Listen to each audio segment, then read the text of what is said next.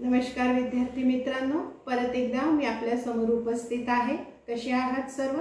मला खात्री आहे आपण सर्व आपल्या घरी आपल्या परिवारासोबत सुरक्षित असालच।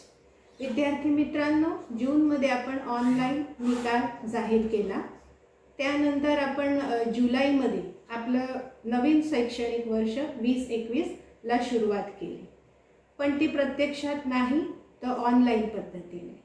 आपण ह्या सर्व गोष्टी आपल्याला शासनाच्या मार्गदर्शनानुसारच आम्ही करत आहोत।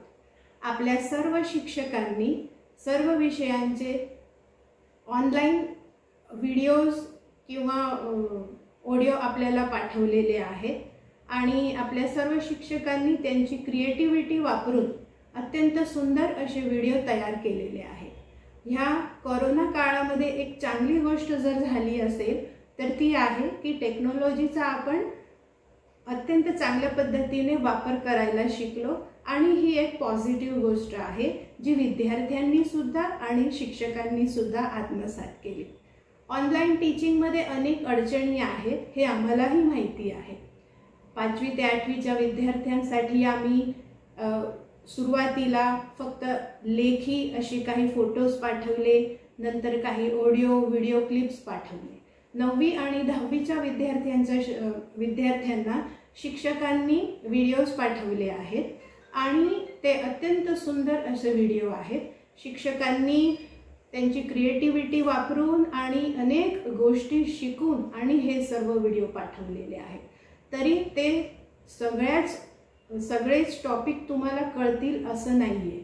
काही गोष्टी समजायला तुम्हाला डिफिकल्टीज येतील, तर त्या डिफिकल्टीज आपण आपल्या पालकांसोबत किंवा आपले मोठे भाऊ बहीण असतील त्यांच्यासोबत सोडवण्याचा तुम्ही प्रयत्न करा। आणि जर तरी काही डिफिकल्टीज असतील तर ते आपण लिहून घ्यावेत आणि शाळा सुरू झाल्यानंतर आपल्या सर्व डिफिकल्टीज हे सॉल्व्ह केल्या जातील।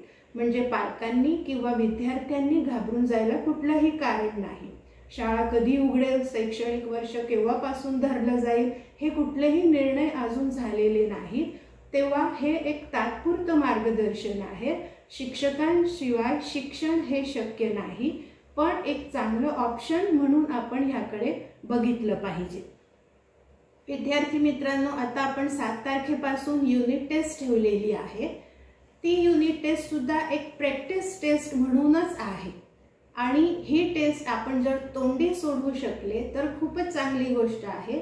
पण जर आपण त्याच्यात आपल्याला टेक्स्टबुकचा वापर करायचा असेल तर आपण नक्कीच तो वापर करू शकता आणि दुसरं कुठलं साधन नाही तर पाठ्यपुस्तक सर्वांकडेच आहे। जेव्हा एखादा व्हिडिओ येतो त्या टॉपिकवरती तर आधी तुम्ही पाठ्यपुस्तकाचा वापर करा, धडे वाचून घ्या आणि नंतर ते समजण्याचा जर तुम्ही प्रयत्न केला तर तुम्हाला कुठलीही अडचण नाही। पण घाबरून न जाता आपण फक्त जे व्हिडिओज येतात त्याचा चांगल्या पद्धतीने अभ्यास करा आणि आपल्या डिफिकल्टीज आपण लिहून ठेवा, तर कुठलाही प्रॉब्लेम येणार नाही। विद्यार्थी मित्रांनो, आज शिक्षक दिन आहे आणि आपण आपल्या शाळेत सर्व शिक्षकांचा एक छोटेखानी सत्कार सुद्धा ठेवलेला होता। सर्व शिक्षकांनी सर्व विद्यार्थ्यांना खूपच मिस केलं आजच्या दिवशी आणि तुम्ही पण सर्वांनी हा दिवस मिस केलाच असेल। ह्या सर्व परिस्थितीमध्ये मला एक छोटीशी गोष्ट सांगावीशी वाटते। एक राजा होता आणि राजा नेहमी त्याच्या दरबारात येणाऱ्या साधू संत फकीराला विचारायचा की मला एक छोटासा असं मंत्र द्या की जो मला कुठल्याही क्षणी उपयोगाला येईल। एक बौद्ध भिक्षुक आला आणि त्यांनी राजाला एक अंगठी दिली आणि सांगितलं की ह्या अंगठीमध्ये डबीमध्ये एक मंत्र ठेवलेला आहे आणि हा मंत्र किंवा ही डबी तुम्ही तेव्हाच उघडून पाहिजे जेव्हा तुम्हाला जीवन मरणाचा प्रश्न असेल आणि त्याच क्षणी तुम्हाला तो उपयोगात येईल। काही वर्षांनी राजाचे दिवस फिरले, प्रधानाने राजांना तुरुंगात टाकले आणि राजाला फाशी द्यायचं ठरवलं।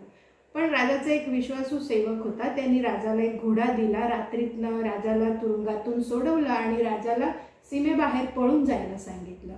प्रधानाला जेव्हा कळलं तेव्हा त्याने राजाच्या मागे सैनिकाची तुकडी पाठवली। सीमेबाहेर जाताना राजाला जेव्हा कळलं की सैनिकाची तुकडी आपल्या मागे आहे तेव्हा राजाने घोड्याला सोडून आणि स्वतः एक खडका मागे लपला राजाला वाटलं की आता सैनिक येतील, आपल्याला पकडतील आणि आता आपण मरणार. आणि त्या क्षणाला त्याला ती अंगठीची आठवण आली. त्याने ती अंगठी काढली आणि ती उघडून आणि त्याच्यातलं मंत्र त्याने वाचला. आणि तो मंत्र होता की हेही क्षण निघून जातील, दिस टू शेल पास. आणि राजाचं मन अगदी शांत झालं त्याच वेळेला. आणि आश्चर्य घडलं. सैनिक आले, त्यांनी पाहिलं की घोडा जो आहे, फक्त घोडा दिसतोय, म्हणजे राजा दरीत पडून मेला असेल. आणि ते परत गेले. राजाने मग शेजारच्या राजाची मदत घेतली आणि आपलं राज्य परत मिळवलं. जेव्हा अगदी जल्लोषाचा कार्यक्रम सुरू होता तेव्हा पण राजा अति उत्साहित न होता अगदी शांतपणे राजा बसले होते. तेव्हा नवीन प्रधानाने विचारलं की राजा, आज तर तुम्ही अगदी आजचा तुमचा आनंद अगदी ओसंडून व्हायला पाहिजे, पण तुम्ही एवढे शांत का? तेव्हा राजा म्हणाला की मला कळून चुकलं आहे की ह्या जगात कुठलीही गोष्ट ही शाश्वत नाही. परिवर्तन हा जगाचा नियम आहे आणि कुठलीही गोष्ट जास्त वेळ टिकून राहत नाही. जसं सुख नेहमी राहत नाही तसं दुःखही टिकून राहत नाही. आणि म्हणून जर संकटाच्या क्षणी मनाची शांती जर आपण बाळगली तर तीच आपली यशाची गुरुकिल्ली आहे. तर विद्यार्थी मित्रांनो, हेही क्षण निघून जातील, दिस टू शेल पास. तर मला असं वाटतं की आपण सर्वांनी आपल्या अभ्यासाकडे लक्ष द्यावे. जास्त विचार न करता जे काही समोर आपलं येतं आहे त्याला फेस करावं.